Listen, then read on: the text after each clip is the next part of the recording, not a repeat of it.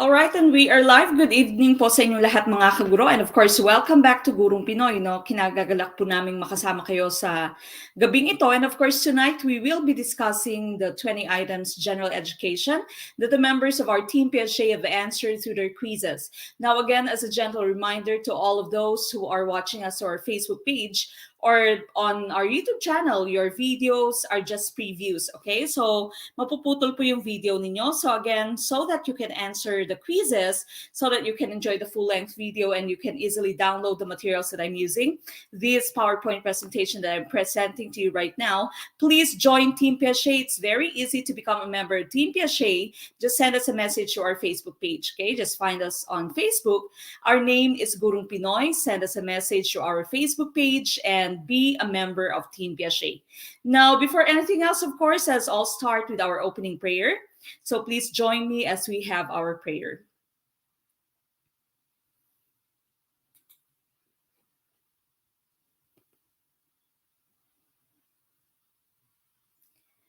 We thank you for this new day, Lord. Help us to embrace all that it may hold for us. To hear the bird song and have new melodies in our hearts. To see the sunrise and create beauty with our hands. To touch the leaves that grow afresh. And allow your love to touch our hearts. To smell the fragrance of the flowers. And breathe in the wonder of your creation. To dwell on the beauty of our world. And study and fathom your miracles. To enjoy the conversations we have and the lessons we go to. May we drink in all the goodness you have for us. Amen. All right, now, as I've mentioned, we are going to tackle general education 20 items. Now, 20 items po ito. These items are still coming from September 2019 LET. Okay, so if you had the chance to take your LET in September 2019, some of the items here may already be familiar to all of you. Okay, so again, galing po ito sa LET 2019, and these are coming from the feedback of our former students. Again, in Gurong Pinoy, all the items that we tackle are those that come out in your LET, no, yung mga lumalabas po talaga sa LET. And so when you take your actual LET, if you are going to ask the former students that we have, once they take the LET, napakadali na po dahil napaka-familiar na ng mga tanong sa kanila. Minsan hindi na sila nag-iisip, no? Pinipili na lamang nila kung saan yung tamang sagot, because of course, we've already discussed it here in Gurong Pinoy. So again, please join us, join Team PSA. Just send us a message to our Facebook page, because if you are watching us on our Facebook page right now or maybe on our YouTube channel, yung video po ninyo ay mapuputol. Preview lamang po yung inyong video, and so to enjoy the full-length video at po pwede nyo din pong i-download itong PowerPoint material that I'm using, please become a member of Team PSA. Also, please do support Gurong Pinoy by sending us your stars on Facebook and also super chat, super stickers on YouTube. Now, if you are ready to start, please do like this video, share this video, tag your friends, start a watch party so that we can start in a few minutes. Okay, go ahead, please do share this video, like our video, tag your friends, and of course, mention your friends. Napaka-importante din po that you share this video. Okay, good evening po sa inyong lahat. Sa ating mga newbies, good evening po. Good evening sa inyong lahat. Welcome to Gurong Pinoy. And of course, sa ating mga veterano, veterana, sa members ng ating Team Thunders, no, yung mga nandyan na since we started doing this online review last year. Hello po, welcome of course sa ating mga minamahal na Team Thunders. Okay? And of course, sa newbies natin, huwag po kayo mahihiya. Masaya po mag-review dito, no? We are all part of a family. Okay? So please cooperate and please, of course, try to join the discussion. Okay? Lagay niyo po yung inyong comment, yung inyong answer sa comment box. If there's any other feedback, if you have any other information, okay, meron pa po kayong gustong idagdag sa ating items, you can also put that in, okay? So that we can all learn together and of course we can all have fun. Okay, if you are ready, let's start with question number 1. Okay, sila ay katutubong bahagi ng Guardia Sibil na dahil sa tangkad at kaputian ay inakalang mas Kastila pa kaysa sa Kastila. Is this letter A, Ilocano, letter B, Leyteño, letter C, Pampagueño, or letter D, Zamboangueño? Sa muli po, no, I am stressing that these items came out in September of 2019. Okay, so these were the items that we have gathered from the feedback of our former students. Ayun, sa mga newbies natin, welcome po. Welcome. We have Ma'am Mel or Sir Mel Mayormente from Santiago City, Isabela. Ma'am Hannah Marie, welcome po, newbie din. Ma'am or Sir Christian Quintalboto. Okay, yung mga newbies natin, hello po, welcome. And of course, sa ating Team Thunders, nangunguna si Ma'am Tin Acabo, nagbabalik. Welcome, of course. Okay, so I see a lot of letter D's. There's some people who say C. Others are saying A. Oh, may nagpalit pa ng sagot. D pala. Okay. Watching from Negros Oriental, Ma'am Cerila Navarro. Good evening po. Sir Kineche Lorbes, nagbabalik. Meron din tayong newbie si Sir Joven Roy Valdez. Ayun, Sir Rick Belidiano, hindi na po Facebook user yung name mo. Newbie from Tacloban City, Ma'am Amor Cagas. Good evening po. Newbie, Ma'am Micaela Laza. Ma'am Maylene Mongkal, nagbabalik. Yon, maraming salamat po. Newbie, Ma'am Hanilyn Braza Arcangel. Si Sir Jason Galiamos, newbie din. Okay, now going back to the question that we have here. Again, galing po ito sa September 2019 na LEP. Okay?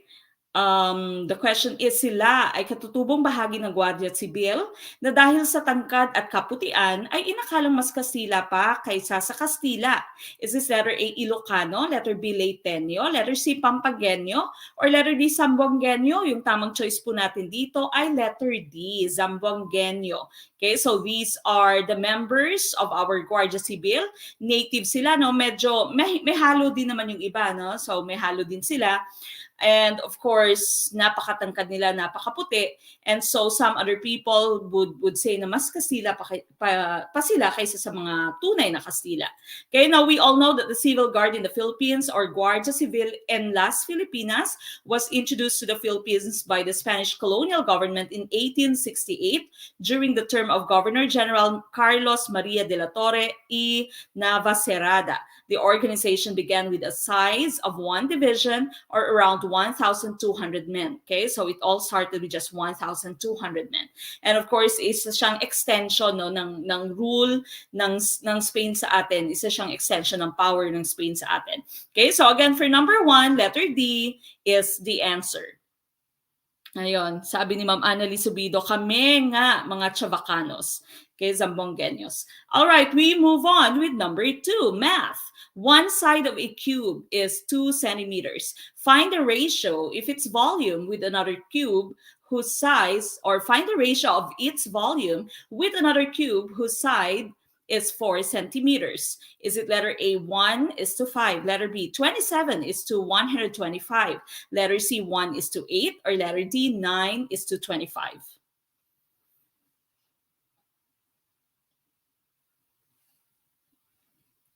Newbie from Nueva Vizcaya, Ma'am Jamela Atenyo, hello po. Ligwak agad, sabi ni Sir Erickson Ungria. Okay lang po yan.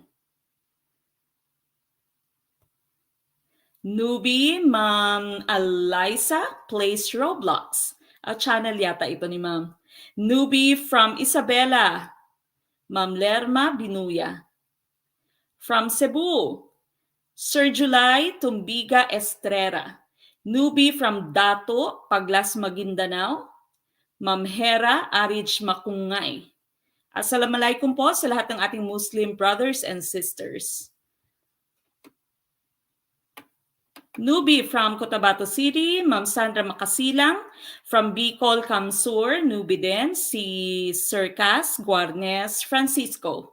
Marami tayong newbies ngayon. From Tumawini, Isabela, John Kenneth, Sir John Kenneth Malabog II. At si Ma'am Cinderella Reyes, newbie din. Ma'am Caroline Basila, nagbabalik. Hello po. From Karamuan, Kamsur, Ma'am Resi Valencia Alvarez, newbie din. Sir Jesse Mea or Ma'am Jessie Mea Intana from Negros Occidental. Newbie, marami tayong newbies ngayon. Welcome po, welcome. And of course, mababait po yung ating mga Team Thunders. So wag po kayong mahihiya, wag po kayong matatakot sa kanila.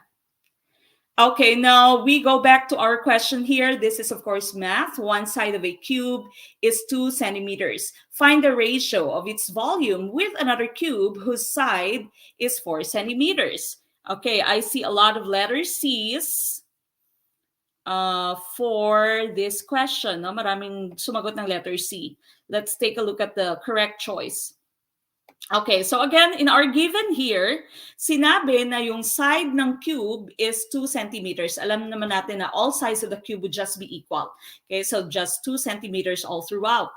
Now, another cube, the side for this other cube is 4 centimeters. Okay, we are trying to find the ratio of our first cube, the one whose side is 2 centimeters, with the other cube whose side is 4 centimeters. Okay, so again, if you try to get the volume of a cube, what you do is you multiply its side 3 times, no? So cube, i-cube mo yung kanyang side. So that means 2 centimeters multiplied by 2 centimeters, multiplied by 2 centimeters. Okay, so length times width times height. No? So pare-parehas lang naman yung side niya. And so what we do is just we multiply it 3 times, okay, because that would stand for its length, its width, and its height. So 2 cm times 2 cm times 2 cm, this is for our first cube. That would give us 8 cubic centimeters. Okay, so 8 cubic centimeters, 8 cm cube. Okay, now we try to find the volume of another cube, the other cube whose side is 4 centimeters. For that cube, we have 4 cm times 4 cm times 4 cm, giving us a total of 64 cubic centimeters. Okay, so again, the values for their volume would just be 8 cubic centimeters and 64 cubic centimeters. So now that would be our ratio. Okay, so your ratio would be 8 is to 64. Now looking at 8 is to 64, we all know that we can still write this in the simplest term, no? So 8 is to 64. Both of them can be divided by 8. That's their greatest common factor. So 8 divided by 8 here would give you 1. 64 divided by 8, of course, would give you 8. And so the correct choice is letter C, 1 is to 8. Final answer is 1 is to 8. Okay? Again, if you are a member of Team Piaget, you do not read to screenshot. You do not need to screenshot. You do not need to write anything because all these are going to be posted on our group later. Okay, so yung PowerPoint presentation, and of course, the video can be downloaded through Team Piaget. So again, magpa-member na po kayo ng Team Piaget. Your membership for Team Piaget is good until September of 2022. So kahit na you'll take the LET in March or June or in September, po pwede pa rin pong gamitin yung ating membership for Team Piaget. Okay, so that's 8 is to 64. Final answer is 1 is to 8. Letter C. Letter C. Tamang hula, sabi ni Ma'am Angie Pinaaling. All right, we move on with number 3. This is still math. How much was borrowed if the interest at 8% after 3 months is 6,000? Is it letter A, 250,000, letter B, 150,000, letter C, 300,000, or letter D, 200,000? Okay, what do you think is the correct choice for item number 3? Please do like this video. Sa hindi pa po nakaka-like ng ating video, no, we only have 200 people liking this video. Please do like this video. If you still have not liked this video, i-like nyo lamang po. If you are watching us on YouTube or it might be on Facebook or it might be on Team Piaget, please do like this video. Sir Mel Mayormente, how to be a member. As I've mentioned, hanapin niyo po yung ating Facebook page. If you are watching us through our Facebook page right now, mamaya po ay mag-send kayo ng email po dyan. Okay, I see A's and C's. Nagtatalo ang A and C. Ano kaya yung tamang choice? Which one do you think is the correct choice for number 3? May A, may C. Meron din namang D. Okay, pero karamihan A and C. All right, now going back to the item that we have here, how much was borrowed if the interest at 8% after 3 months is 6,000? Okay, now remember, if you are looking for the interest, your formula would be I, that's the interest, equals PRT. P here is the principal. Yung principal po, siya yung pinaka-unang amount na hiniram mo, no? So that's the principal. The rate would be the number that is with the percentage sign. So yan yung rate natin. And time here should be in years, okay? So interest equals principal times the rate times time. So again, the principal is the original amount you borrowed. Rate here is the number that comes with the percentage sign. And of course, T is time in years. Hindi po in months, but in years. So if you are given time in months, you need to still convert it into years. Okay, so i-convert mo pa siya sa years. Now, going back to the question that you have, how much was borrowed if the interest at 8%? Again, 8% here, that's the rate.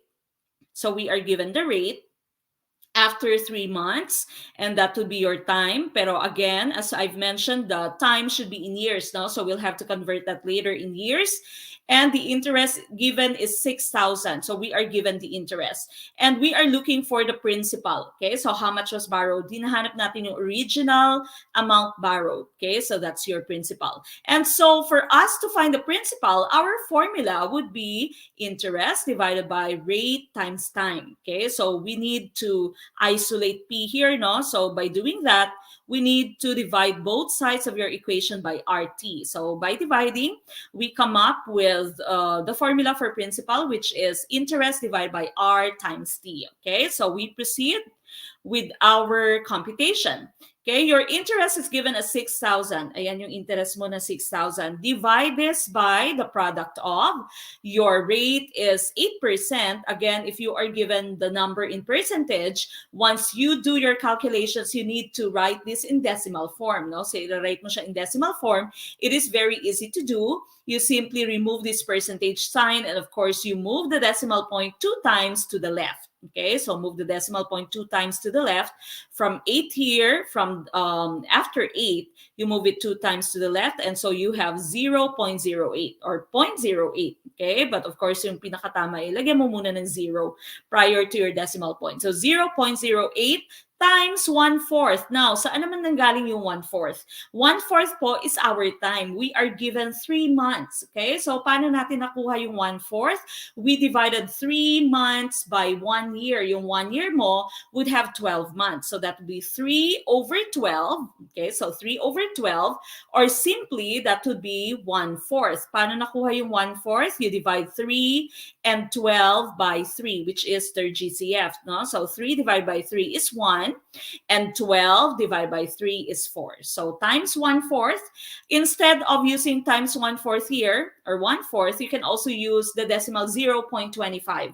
Okay, dahil yung 0.25 mo, of course, is also equal to 1/4. Okay, parehas lang din naman yung magiging sagot. All right, so what you do is you multiply these numbers first, and after that, you divide 6,000 by their product. Now, doing that, your answer there would be letter C, 300,000. Okay, so 300,000 yung tumpak na choice. Yung iba ay sisigaw ng awit, pero okay lang po yan. Move on kaagad. So again, letter C po ang ating tamang choice for number 3. Okay, again, for the members of Team Piaget, you don't need to copy anything or to screenshot anything. These are all going to be uploaded in your group later. Okay, so 300,000 is the correct choice for number 3. Number 4, among areas of study, blank is a scientific study of the body's defenses against diseases and foreign substances. Is it letter A, immunology, letter B, cytology, letter C, physiology, or letter D, ethology?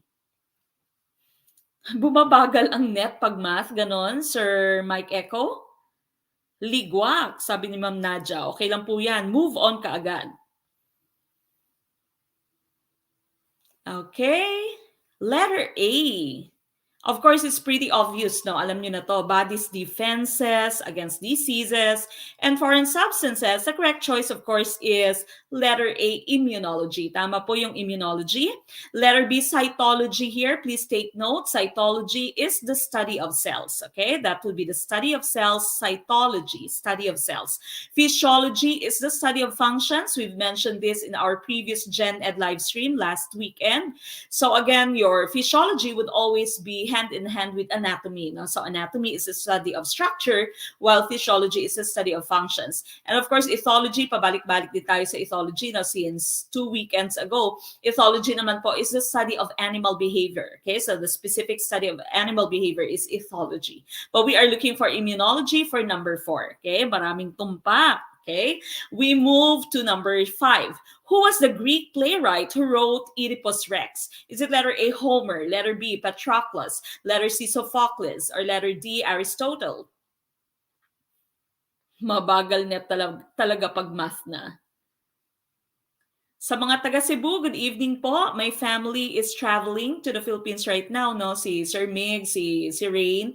Ako na lamang po yung naiwan dito, no? So, they are traveling and currently they're traveling to Hong Kong and then they will land in Cebu on Sunday. Okay, so bukas po ng 7 p.m. nasa Cebu na sila. Magka-quarantine pa po sila sa Cebu before they travel to Iloilo. Okay, so hello po sa mga taga Cebu. And of course, my father is also originally from Cebu. Galing po kami sa Tuburan sa Cebu. Although I cannot speak Cebuano, pero yung roots namin, Saison kasi yung middle name ko, no?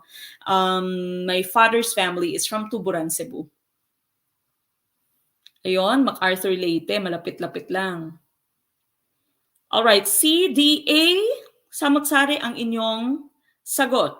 Again, lumabas na ito sa September 2019 na LEP.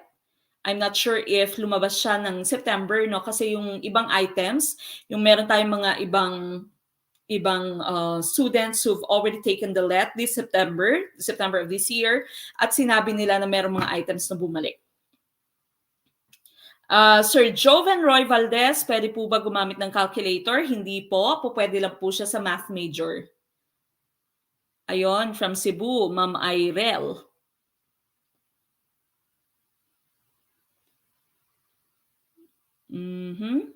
Okay, C, A, nakikita ko C and A. Okay, going back to question number 5 here.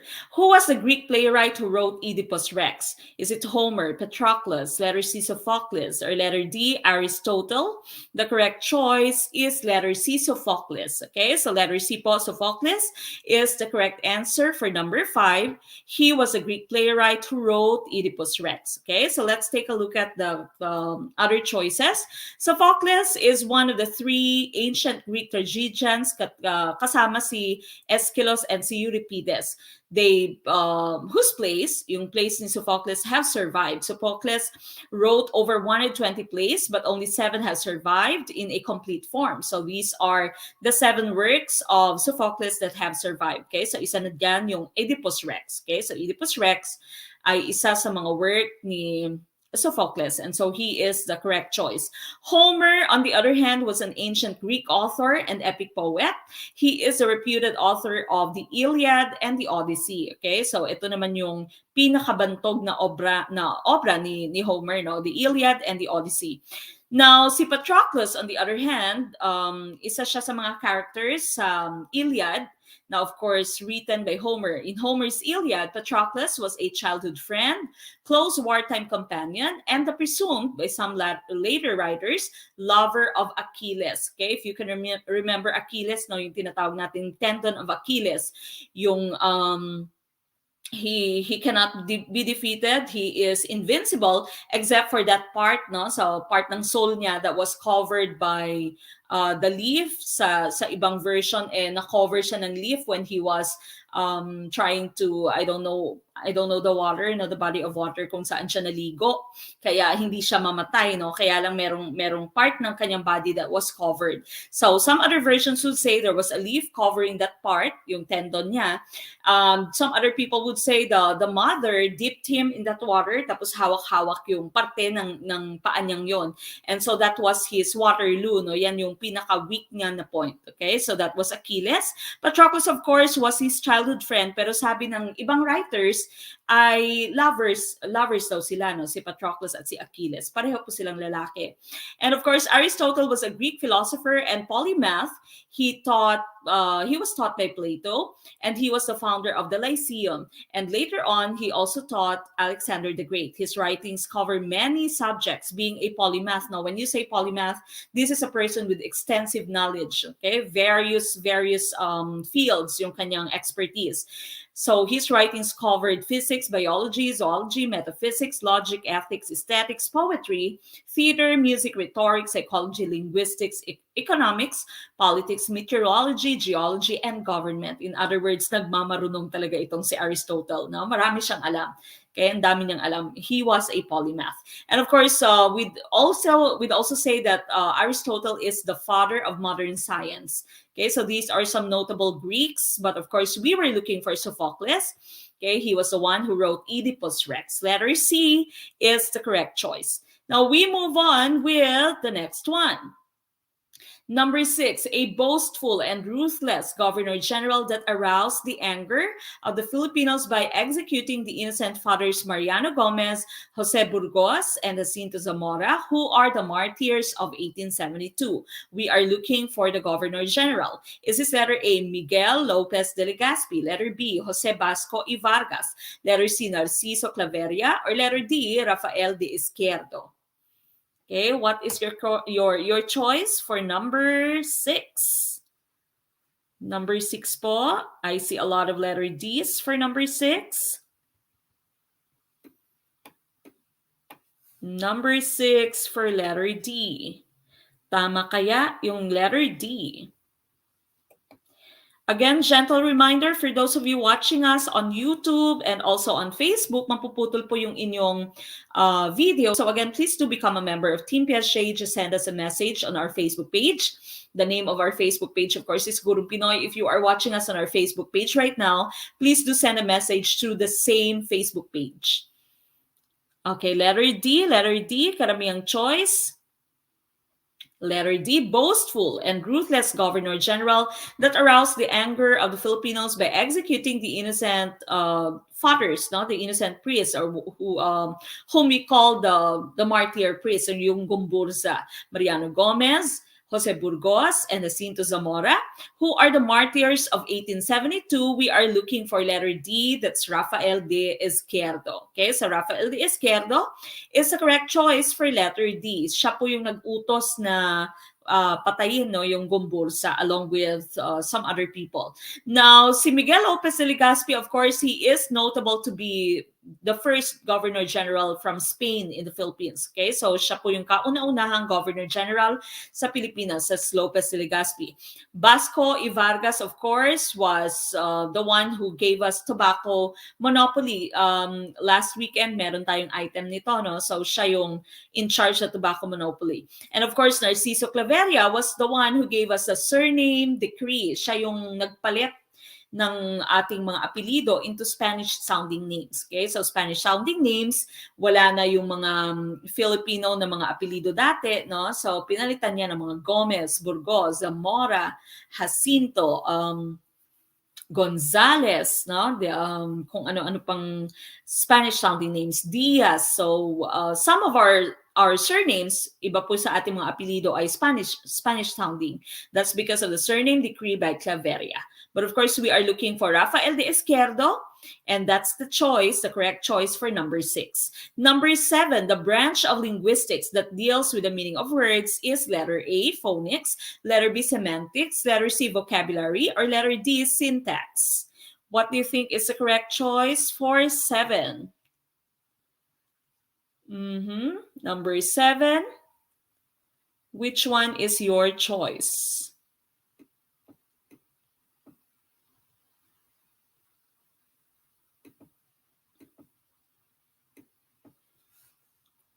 Ano kaya yung tamang choice for number 7? Ma'am Rabi Joy Bainas Giyogangko. Ma'am, paano po mag-edit? Ma-edit pag i-print na, sobrang laki kasi. Puntahan nyo po yung print settings nyo. Imbis na 1 page lang po yung ipiprint nyo, po pwede po kayo mag-print ng 6 pages, no, sa isang page. Okay, pag nag-print po kayo. Sa settings po yun ng printer, ma'am, po pwede nyo po siyang i-set bago nyo i-click yung print. Okay, CB.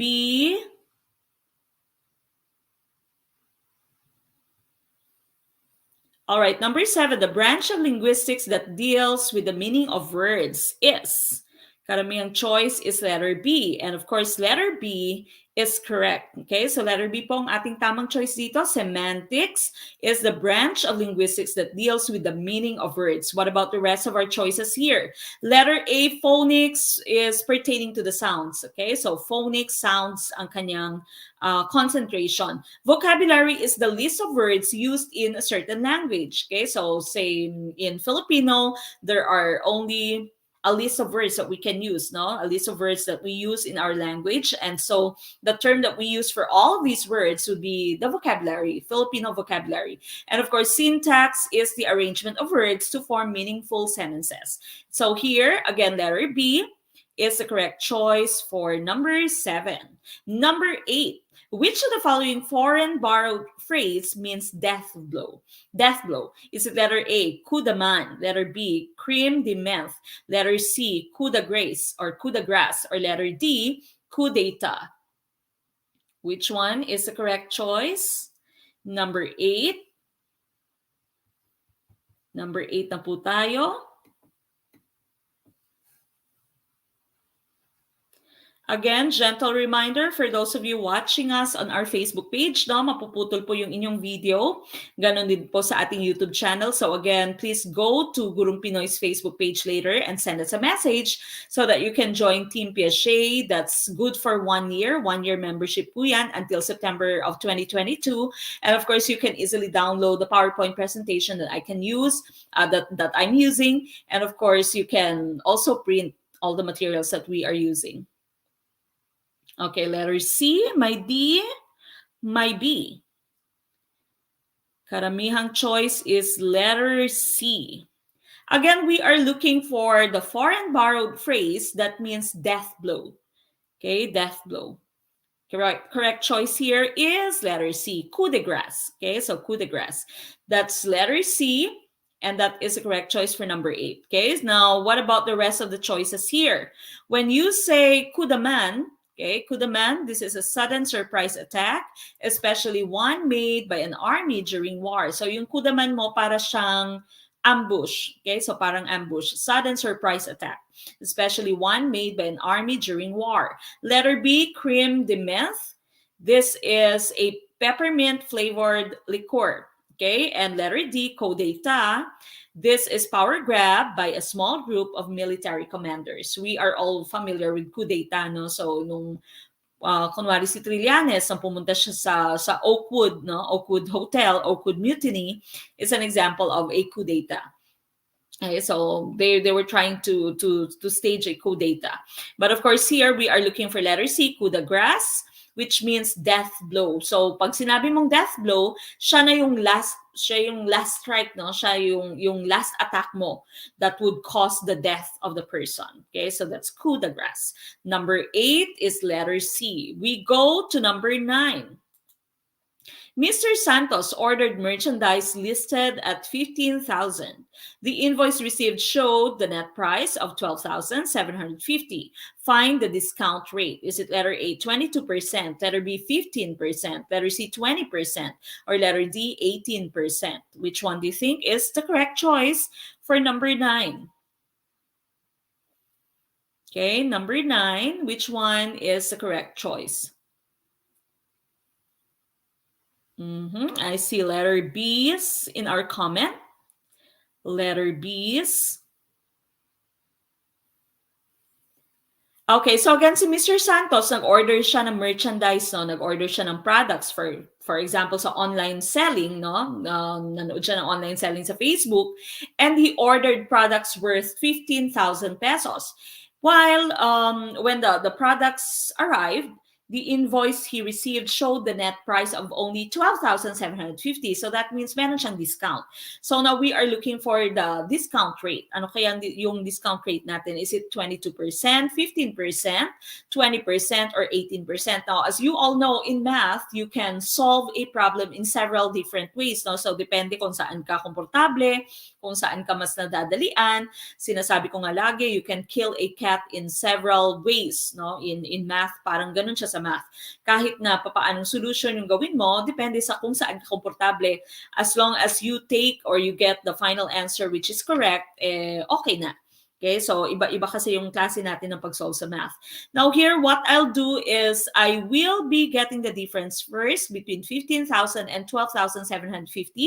So I can get the discounted price, no, yung hindi discounted price, yung kinaltas sa presyo, yung pinaka-discount niya. Okay, so what I do, isasubtract ko yung 12,750 from 15,000, and that would give me the difference of 2,250. Okay, so 2,250 was the discount. Okay, and so I am trying to find the discount rate. Again, the rate is the number with the percentage sign. So what percent of 15,000 is 2,250? And so I can write this as blank times 15,000 equals 2,250. In math kasi, if you see the word of in math would mean multiply.